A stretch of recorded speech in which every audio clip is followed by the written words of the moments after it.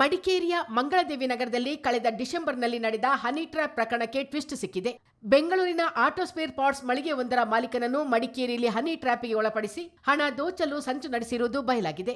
ಪ್ರಕರಣದಲ್ಲಿ ಒಟ್ಟು 8 ಮಂದಿ ಆರೋಪಿಗಳಿರುವುದು ದೃಢವಾಗಿದ್ದು, ಈಗಾಗಲೇ 6 ಮಂದಿಯನ್ನು ಬಂಧಿಸಲಾಗಿತ್ತು. ಉಳಿದ 2 ಆರೋಪಿತರು ಇದೀಗ ಬಲೆಗೆ ಬಿದ್ದಿದ್ದಾರೆ ಎಂದು ಎಸ್ಪಿ ಬಿಂದುಮಣಿ ಮಾಧ್ಯಮಗೋಷ್ಠಿಯಲ್ಲಿ ಮಾಹಿತಿ ನೀಡಿದ್ದಾರೆ.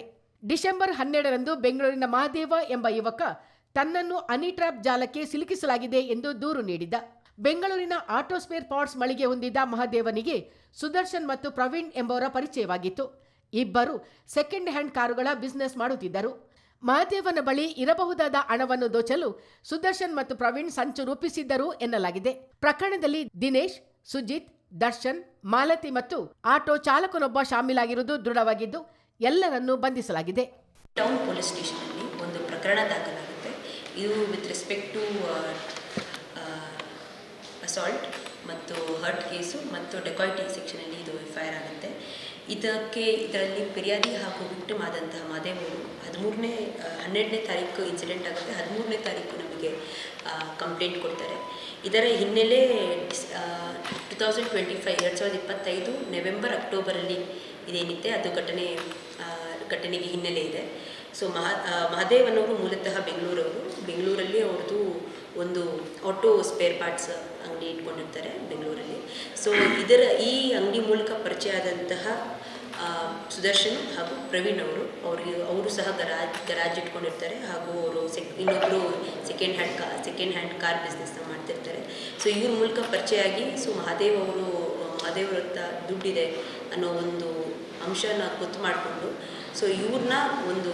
ಇವ್ರಿಗೆ ಹಿಂಸೆ ಮಾಡಿ ಟ್ರ್ಯಾಪ್ ಮಾಡಿ ದುಡ್ಡು ತೊಗೊಬೇಕು ಅಂತ ಒಂದು ಪ್ಲ್ಯಾನ್ ಮಾಡ್ತಾರೆ. ಸೊ ಇದಕ್ಕೆ ಸಾಥ್ ನೀಡಿದಂತಹ ಹಲವಾರು ಆರೋಪಿತರಿದ್ದಾರೆ. ಸುಜೀತ್ ಅಂತ ಹಾಗೂ ರಚನಾ, ಮಾಲತಿ ಅಂತ. ಸೊ ಇವ್ರ ಮೂಲಕ ಮಹದೇವನವ್ರನ್ನ ಮಡಿಕೇರಿಗೆ ಕರೆಸಿ ಇಲ್ಲಿ ಅವ್ರನ್ನ ಅಸಾಲ್ಟ್ ಮಾಡಿ ಹಾಗೂ ಅವರಿಗೆ ಬ್ಲ್ಯಾಕ್ ಮೇಲ್ ಮಾಡಿ ದುಡ್ಡು ಕೊಡುವುದಾಗಿ ಹಿಂಸೆ ಮಾಡಿ ಇದು ಅಸಾಲ್ಟ್ ಮಾಡ್ತಾರೆ, ಬ್ಲ್ಯಾಕ್ ಮೇಲ್ ಮಾಡ್ತಾರೆ. ಸೊ ಹಾಗೆ ಮಾಡಿದಾಗ ಮರುದಿನ ಮಹದೇವ್ ಅವರೇ ಪೊಲೀಸವ್ರನ್ನ ಅಪ್ರೋಚ್ ಆಗಿ ಪೊಲೀಸ್ ಹತ್ರ ಈ ಥರ ಘಟನೆ ಆಗಿರೋದ್ರ ಬಗ್ಗೆ ಹೇಳಿ ಪ್ರಕರಣ ಒಂದು ದಾಖಲು ಮಾಡ್ತಾರೆ. ನಮ್ಮ ಮಡಿಕೇರಿ ಟೌನ್ ಪೊಲೀಸ್ ಸ್ಟೇಷನಲ್ಲಿ ಈ ಘಟನೆ ಸಂಬಂಧಪಟ್ಟಂತೆ ಒಂದು FIR ದಾಖಲಾಗುತ್ತೆ. ಇದಕ್ಕೆ ಸಂಬಂಧಪಟ್ಟಂಥ ಆರೋಪಿತರು ಯಾರ್ಯಾರಿದ್ದಾರೆ, ಇನಿಷಿಯಲಿ ನಮಗೆ 6 ಜನ ಆರೋಪಿತರಿದ್ದಾರೆ ಅಂತ ಗೊತ್ತಾಗ್ತಾರೆ. ಅದಾದ ನಂತರ ಪ್ರವೀಣ್ ಮತ್ತು ಸುದರ್ಶನ್ ಪಾತ್ರ ಇದೆ ಅಂತ ಗೊತ್ತಾಗಿ ಅವರು ಸಹ ನಾವು ದಸ್ತಗಿರಿ ಮಾಡ್ತೀವಿ. So at present all accused ಏನಿದ್ದಾರೆ ಈ ಕೇಸಿಗೆ ಸಂಬಂಧಪಟ್ಟು ಜುಡಿಷಿಯಲ್ ಕಸ್ಟಡಿಯಲ್ಲಿ ಇದ್ದಾರೆ. ಈಗಾಗಲೇ ವರದಿಯಾಗಿರುವಂತೆ ಮಂಗಳದೇವಿ ನಗರದ ರೂಮ್ ಒಂದರಲ್ಲಿ ತಂಗಿದ್ದ ಮಹದೇವನ ಮೇಲೆ ಯುವಕರಿಬ್ಬರು ತೀವ್ರ ಹಲ್ಲೆ ನಡೆಸಿ ಹಣಕ್ಕಾಗಿ ಬೇಡಿಕೆ ಸಲ್ಲಿಸಿದ್ದರು. ರಾತ್ರಿ ಇಡೀ ತೀವ್ರ ಹಲ್ಲೆಗೊಳಗಾಗಿದ್ದ ಮಹದೇವ ನಸುಕಿನಲ್ಲಿ ಹೇಗೋ ತಪ್ಪಿಸಿಕೊಂಡು ಪೊಲೀಸ್ ಠಾಣೆಗೆ ಓಡಿ ಬಂದಿದ್ದಾನೆ. ಯುವಕರ ಕಬಂಧ ಬಾವುಗಳಿಂದ ಬಿಡಿಸಿಕೊಂಡ ಯುವಕ ತಪ್ಪಿಸಿಕೊಳ್ಳಲು ಯತ್ನಿಸಿರುವ ದೃಶ್ಯವೊಂದು CCTVಯಲ್ಲಿ ಸೆರೆಯಾಗಿತ್ತು. ಮಡಿಕೇರಿಯಲ್ಲಿ ಹುಡುಗಿಯರು ಸಿಗುತ್ತಾರೆ ಎಂಬ ಸಂದೇಶವೊಂದು ಸಾಮಾಜಿಕ ಜಾಲತಾಣಗಳಲ್ಲಿ ಹರಿದಾಡುತ್ತಿದ್ದು, ಇದಕ್ಕೆ ಅಶ್ಲೀಲ ಚಿತ್ರಗಳುಳ್ಳ ಲಿಂಕ್ ಒಂದನ್ನು ಬೆಸೆಯಲಾಗಿತ್ತು. ಈ ಬಗ್ಗೆ ದೂರು ದಾಖಲಿಸಿಕೊಂಡಿರುವ ಸೈಬರ್ ಕ್ರೈಂ ಪೊಲೀಸರು ಆರೋಪಿತರ ಬಗ್ಗೆ ಬಿರುಸಿನ ತನಿಖೆ ಕೈಗೊಂಡಿದ್ದಾರೆ ಎಂದು ಎಸ್ಪಿ ಬಿಂದುಮಣಿ ಹೇಳಿದರು. ಇಂತಹ ಅನುಮಾನಾಸ್ಪದ ಲಿಂಕ್ಗಳು ಕಂಡುಬಂದರೆ ಸಾರ್ವಜನಿಕರು ಕೂಡಲೇ 1930 ಸೈಬರ್ ಕ್ರೈಂ ವಿಭಾಗಕ್ಕೆ ದೂರು ನೀಡಬೇಕೆಂದು ಎಸ್ಪಿ ಮನವಿ ಮಾಡಿದರು. ಇದರಿಂದ ಮುಂದೆ ಆಗಬಹುದಾದ ಸಮಸ್ಯೆಗೆ ಕಡಿವಾಣ ಬಿದ್ದಂತಾಗುತ್ತದೆ ಎಂದು ಹೇಳಿದ ಅವರು, ಇಂತಹ ಕೇಸ್ ಕೊಡಗಿನಲ್ಲಿ 2ನೇ ಬಾರಿಗೆ ದಾಖಲಾಗಿದೆ ಎಂದು ಎಸ್ಪಿ ಹೇಳಿದರು. 13ನೇ ತಾರೀಕು ಜನವರಿ 2026 ನಮ್ಮ ಕೊಡಗು ಜಿಲ್ಲೆ ಸೈಬರ್ ಕ್ರೈಂ ಪೊಲೀಸ್ ಠಾಣೆಯಲ್ಲಿ ಒಂದು ಪ್ರಕರಣ ದಾಖಲಾಗುತ್ತೆ 67 IT ಆ್ಯಕ್ಟ್ ಅಡಿಯಲ್ಲಿ.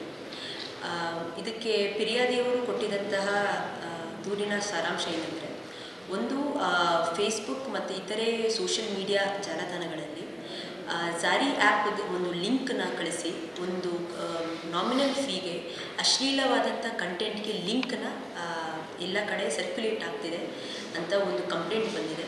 ಸೊ ಈ ಕಂಪ್ಲೇಂಟ್ ರಿಲೇಟೆಡು ನಮ್ಮ ಸೆಂಟ್ ಸ್ಟೇಷನಲ್ಲಿ FIR ಆಗಿದೆ. ಇದಕ್ಕೆ ಸಂಬಂಧಪಟ್ಟಂತೆ ನಾವು ಟೆಕ್ನಿಕಲ್ ಅನಾಲಿಸಿಸ್ ಹಾಗೂ ಇದಕ್ಕೆ ಸಂಬಂಧಪಟ್ಟಂಥ ಖಾತೆಗಳ ವಿವರಗಳೇನಿದೆ ಅದನ್ನು ನಾವು ಪ್ರೆಸೆಂಟ್ ತನಿಖೆಯಲ್ಲಿ ತಗೊಳ್ತಾ ಇದ್ದೀವಿ. At present case cyber crime police station Kodagu ಜಿಲ್ಲೆಯಲ್ಲಿ ತನಿಖಾ ಹಂತದಲ್ಲಿದೆ. ಮುಂದೆ ಯಾವುದೇ ರೀತಿಯಾದಂಥ ಬೆಳವಣಿಗೆ ಆದರೆ ಅದನ್ನು ನಿಮ್ಮ ಗಮನಕ್ಕೆ ತರ್ತೀನಿ. ಹಾಗೆ ಈ ಘಟನೆ ಮೂಲಕ ನಾನು ಸಾರ್ವಜನಿಕರಲ್ಲಿ ವಿನಂತಿ ಮಾಡಿಕೊಳ್ಳೋದು, ಈ ಥರ ಯಾವುದಾದ್ರೂ ಒಂದು ಸಸ್ಪೆಕ್ಟ್ಫುಲ್ ಲಿಂಕ್ ಅಥವಾ ಯಾವುದಾದ್ರೂ ಅನ್ನೋನ್ ನಂಬರ್ಗಳಿಂದ ಲಿಂಕ್ ಅಥವಾ ಸೋಷಿಯಲ್ ಮೀಡಿಯಾದಲ್ಲಿ ಈ ಥರ ಯಾವುದೇ ರೀತಿಯಾದಂಥ ಅಪ್ಲಿಕೇಶನ್ಗೆ ಲಿಂಕ್ ನಿಮಗೆ ಶೇರ್ ಆದಲ್ಲಿ ಇಮಿಡಿಯೇಟಾಗಿ ಅದನ್ನು ನಮ್ಮ ಸೈಬರ್ ಕ್ರೈಮ್ ಸ್ಟೇಷನ್ಗೆ ರಿಪೋರ್ಟ್ ಮಾಡಬೇಕು. ಹಾಗೆ ನಿಮಗೆ ಈ ರೀತಿಯಾದಂಥ ಸೈಬರ್ ಕ್ರೈಮ್ಗೆ ಅಥವಾ ಸೈಬರ್ ಫ್ರಾಡ್ಗೆ ನೀವು ಒಳಗಾದಲ್ಲಿ 1930 ಅಂತ ನಮಗೆ ಸೈಬರ್ ಕ್ರೈಮ್ಗೆ ಸಂಬಂಧಪಟ್ಟಂಥ ಹೆಲ್ಪ್ಲೈನ್ ಇದೆ. ಅದರ ಒಂದು ಅಸಿಸ್ಟೆನ್ಸ್ನ ನೀವು ತೆಗೆದುಕೊಳ್ಬೋದು. ಈ ರೀತಿ APK ಫೈಲ್ಸು ಅಥವಾ ಲಿಂಕ್ಸು ಅಪ್ಲಿಕೇಶನ್ಸ್ ಬಂದಲ್ಲಿ ಇಮಿಡಿಯೇಟಾಗಿ ನೀವು ಪೊಲೀಸರಿಗೆ ಇನ್ಫಾರ್ಮ್ ಮಾಡಿದಾಗ ಅದರಿಂದ ಆಗುವಂತಹ ಲಾಸ್ ಆಗಿರ್ಬೋದು ಅಥವಾ ನಿಮಗೆ ಆದಂತಹ ಡೆರೋಗೇಷನ್ ಅಥವಾ ಏನಾದರೂ ಒಂದು ಸಮಸ್ಯೆ ಆದಲ್ಲಿ ಇಮಿಡಿಯೇಟ್ಲಿ ನಾವು ಪೊಲೀಸ್ ಅಟೆಂಡ್ ಮಾಡಿದಾಗ ಅದರಿಂದ ಸಮಸ್ಯೆ ಇಮಿಡಿಯೇಟ್